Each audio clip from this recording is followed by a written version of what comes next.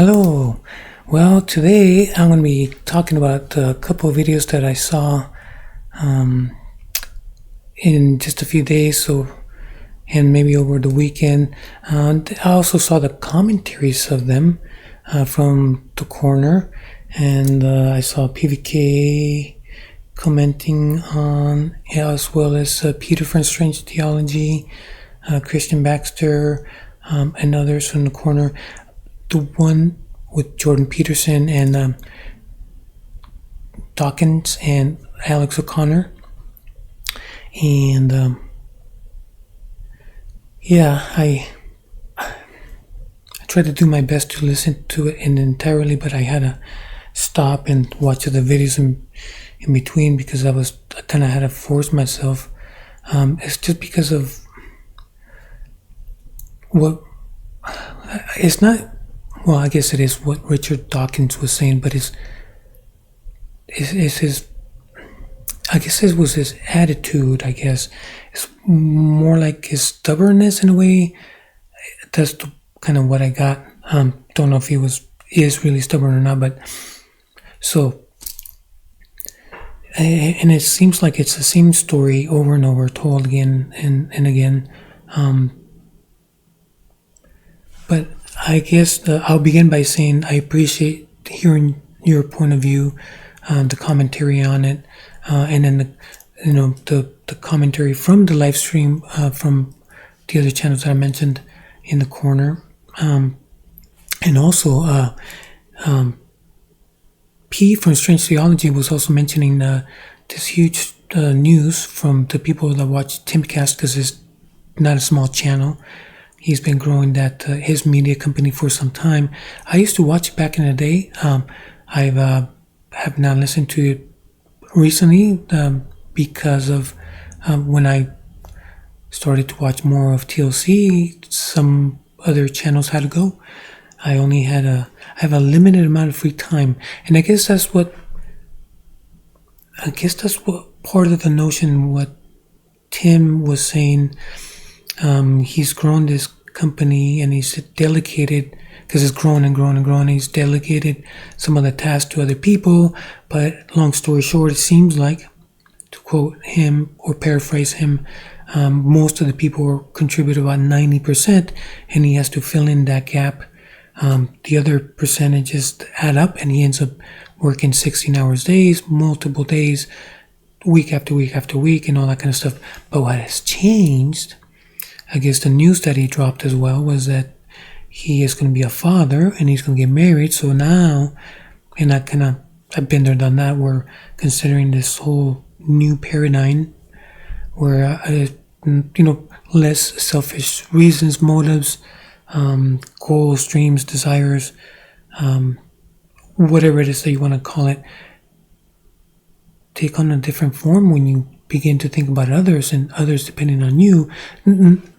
Different from the media company, his personal, his family, right? Something from that he definitely, I'm assuming it shook him, because I guess he did say that this has been brewing for some months. But yes. So I guess I'll pause here to say a question, and then I'll kind of riff on that. What is success, right?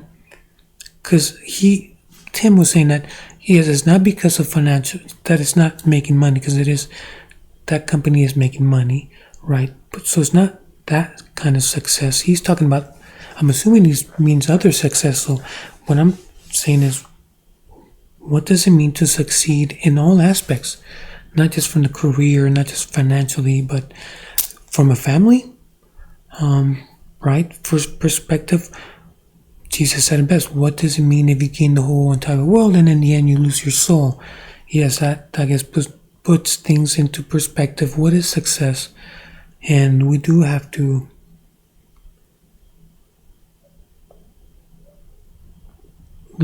take stock, bring everything into perspective, right? As far as what is important, and when it comes to a baby, they really do depend on the parents, right? So, new paradigm shift.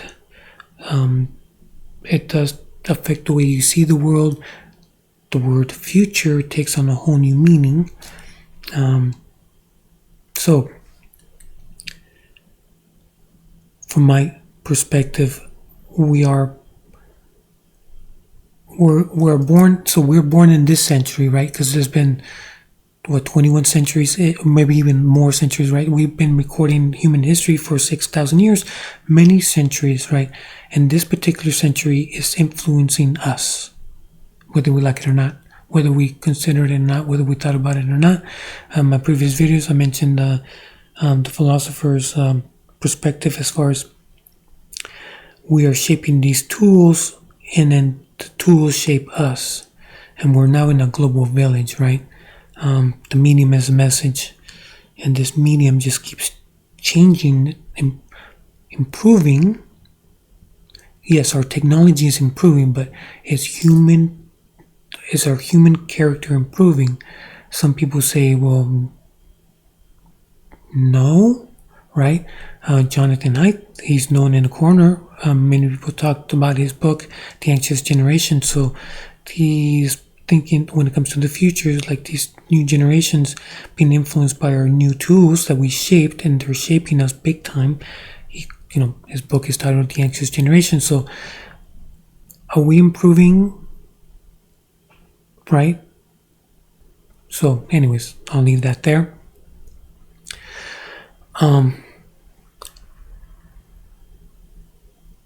But so I will kind of put a pin here about Timcast and him, thinking about shutting Timcast IRL down, and letting go a lot of people that work for him because of the family dynamics that that soon will be.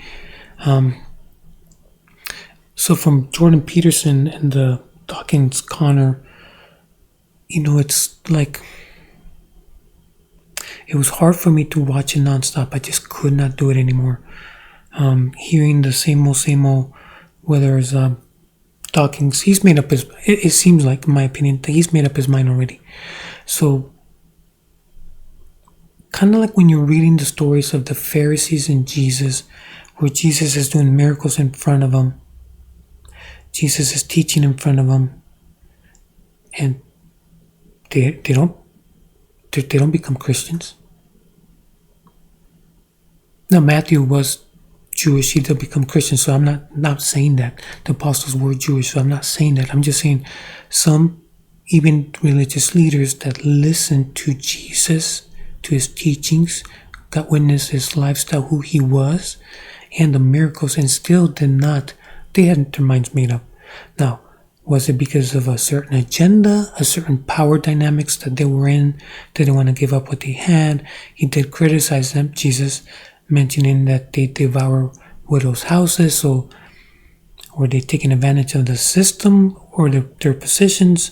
So that goes into the power dynamics, where they already have their minds made up, and doesn't matter what you say, they're not going to change their minds. So with that being said, we are influenced, but to a degree, right? To where the point where we are stubborn and we're like, I'm gonna die on this hill, right or wrong, right? And the same thing from the Christian perspective.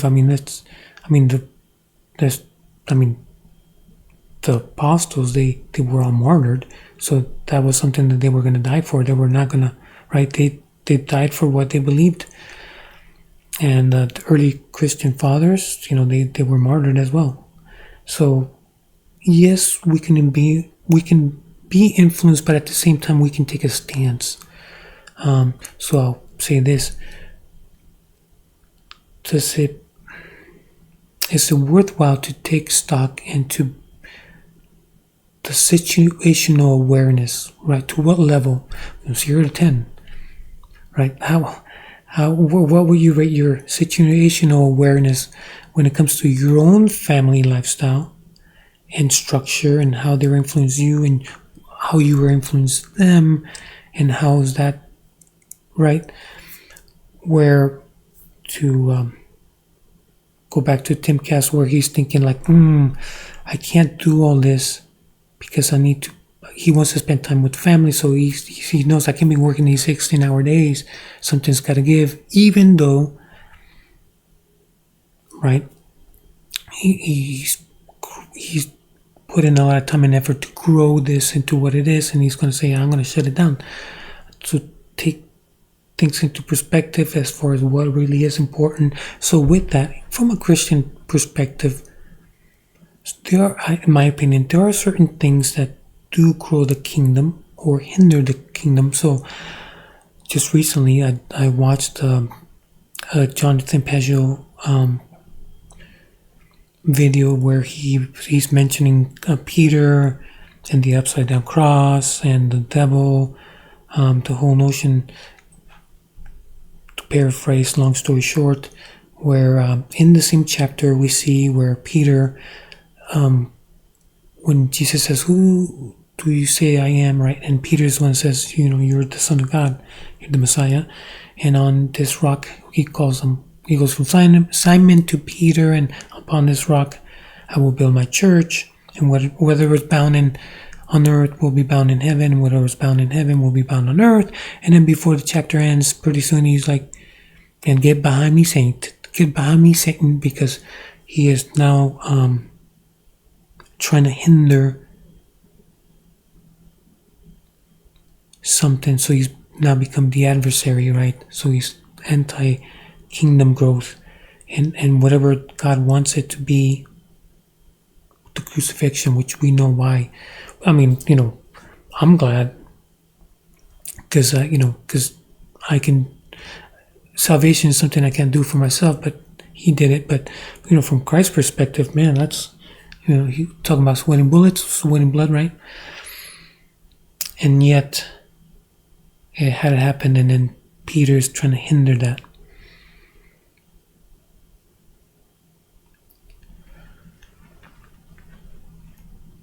If Peter did it, we can also, I guess, in a sense, to play it out, fractal patterns, where we are creatures of habit, and if they've done it, they're imperfect. We can also do it because we're imperfect, where we can either help the kingdom grow or hinder it from growing, keep it from growing. And so in the TLC, there's a sense of community where we're trying to have fellowship, trying to grow, and we have to determine, what direction, towards the sacred, right? Do we want to have Christian fellowship or not? Do we want to have this community of what kind of community, right? And so virtually not alone, into the real world, right? The kind of church that I'm going to attend, where my kids are going to attend, right? Full disclosure, I do listen. So I've been listening to Catholics, Protestant, Anglicans, the Protestants, whether they're Calvinist or non-Calvinist. And lately I've been listening to a little bit more of Trent Horn. And because I'm limited, and I do have to, reflecting on something has to go, right? If something has to go, then maybe less of atheist thought and notion, and they just want to destroy everything that's Christian based, right? They want to tear down the sacred. I think I've, enough of me giving my free time to hear them out over and over. Same thing, broken record, right? And they can say the same thing about the Christian perspective. You're stubborn, you're never going to let go of your Christian perspective, right? But yeah, so I'm going to start to, and again, I've changed my mind before, but yeah, I think I'm going to give my attention to more of the Christian thought more often than not with my free time, right? Because I don't have a lot of free time, so I have to choose where to spend it. What do I want to worship? What do I want to pursue? Right? And then something that Tim mentioned, and you guys in the corner did comment on, excuse me, that as far as where he's going to do it all by himself. If I have to do it all myself and build a studio myself and just one man show, so be it. There's a to kind of mold everything together. The tools are shaping us, so he's thinking, with these new tools, I can maybe just do all this myself. And he's no longer going to be having guests and commingling with others.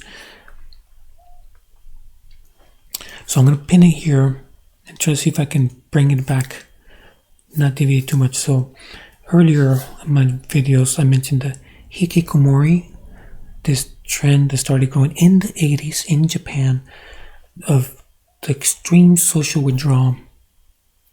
Again, because of the new tools, right? The gaming and all that stuff. Like, well, maybe I can find enough entertainment and enough things to do without having to coexist with as few as people as possible. Extreme social withdrawal, because they were able to, because now we started having these new games and all that stuff. And now with this anxious generation, the whole concept of, as the tools begin to grow, so extreme social withdrawal. Should we do it all on our own, or are we a flotilla, like PVK says? Are we going to be in the community of saints?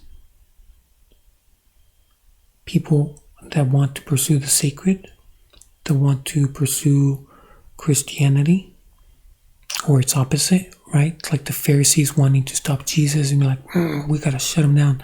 Oh, now we gotta kill Lazarus too, right? To the extreme. In my point of view, we're gonna influence, and people are gonna influence us whether we like it or not. To what degree, that I don't know. How much influence do we yield, and vice versa? Did mention the theory of conformity and all the experiments and the theory of mind.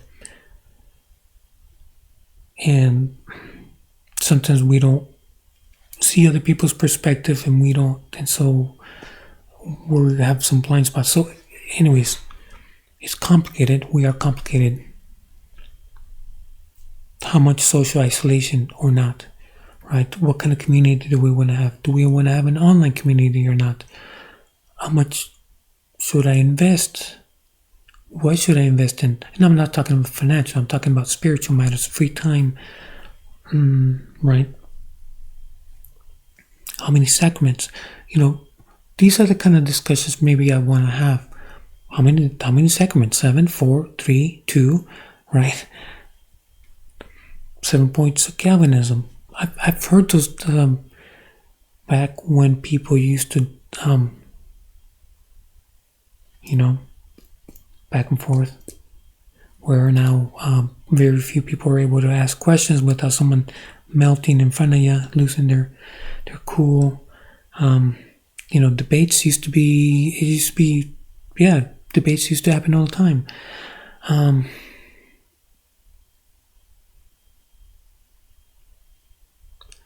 I don't know. These are just my thoughts. What do you think?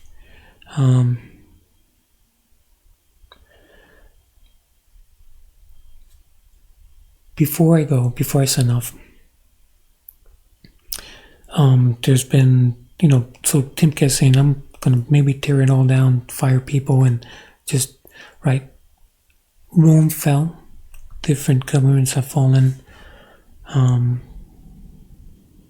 It has, from generation to generation to generation, right? We're not going to see the 250-year-old walking around, right?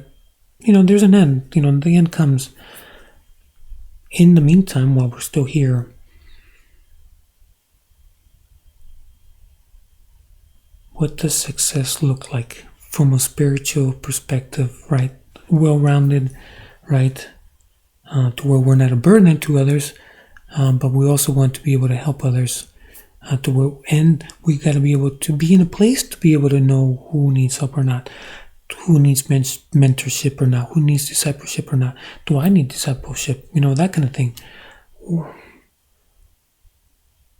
Do we want to represent? Are we being the wheat or are we being the tares? Anyways, just my 2 cents from this corner, from all the videos I've seen a week or so or less. This little itty bitty corner of the internet. Anyways, Alex Luna, the handle is De Sol a Sol. Yeah, anyways, that's just my 2 cents for what it's worth. Until next time.